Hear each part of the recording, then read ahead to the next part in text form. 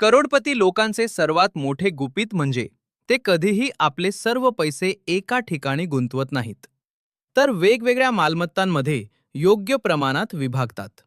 या पद्धतीला asset allocation असे म्हणतात आणि हाच त्यांच्या दीर्घकालीन संपत्ती निर्मितीचा पाया असतो. सामान्य माणूस बहुतेक वेळा एक घर, एक एफ-डी किंवा एकाच प्रकारच्या गुंतवणुकीवर अवलंबून राहतो. परंतु श्रीमंत लोक शेअर मार्केट, व्यवसाय, रिअल इस्टेट, सोने, डेट इन्स्ट्रुमेंट्स, आंतरराष्ट्रीय बाजारपेठा आणि पर्यायी गुंतवणूक अशा अनेक क्षेत्रांमध्ये आपली संपत्ती विभागतात. त्यांच्या एकूण संपत्तीपैकी साधारणतः 40 ते 60% हिस्सा इक्विटीमध्ये असतो. मात्र ते सामान्य गुंतवणूकदारांप्रमाणे अफवा, टिप्स किंवा अल्पकालीन ट्रेडिंगवर अवलंबून राहत नाहीत. ते निफ्टी 50, S&P 500, नासडॅक ब्लूचिप कंपन्या, इंडेक्स फंड आणि नियमित SIPच्या माध्यमातून शिस्तबद्ध आणि दीर्घकालीन गुंतवणूक करतात. त्यांचा दुसरा सर्वात महत्त्वाचा आधार म्हणजे स्वतःचा व्यवसाय किंवा व्यवसायातील मालकी हक्क.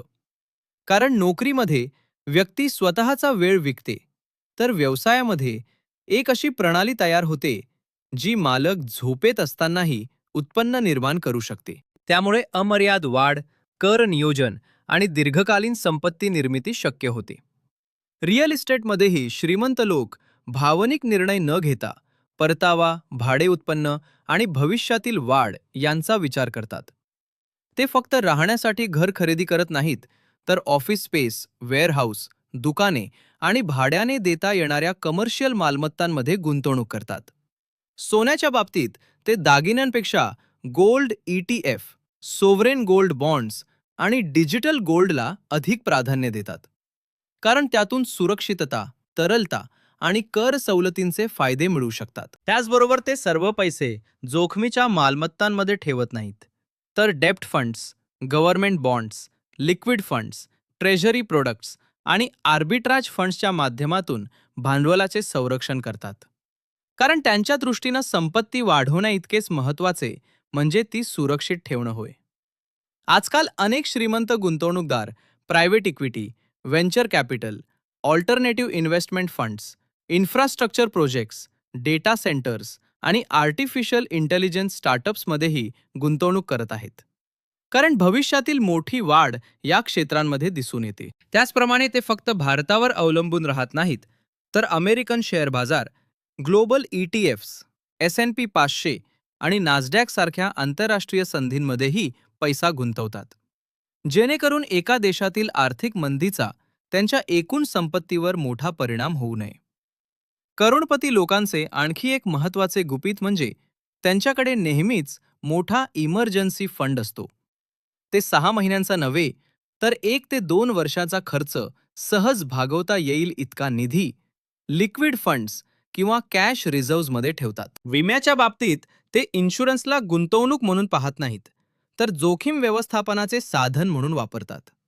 आणि म्हणूनच term insurance, health insurance, Koeman insurance आणि बिझनेस इन्शुरन्स यांना प्राधान्य देतात.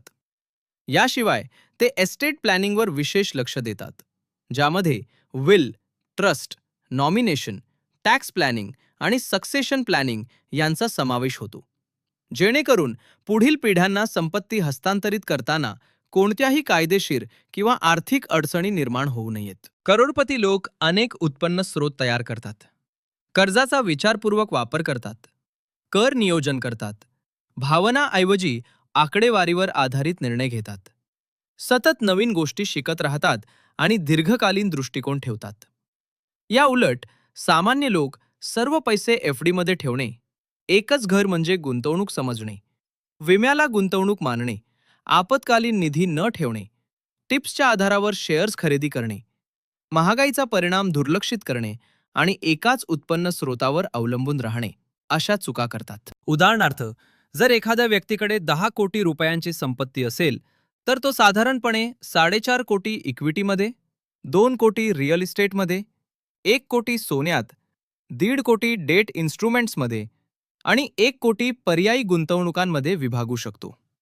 अर्थात प्रत्येक व्यक्तीची परिस्थिती, उद्दिष्टे आणि जोखीम घेण्याची क्षमता वेगळी असते. परंतु विविधीकरण, शिस्त दीर्घकालीन दृष्टिकोन आणि ॲसेट ॲलोकेशन हीच करोडपतींच्या आर्थिक यशाची खरी सूत्रे आहेत.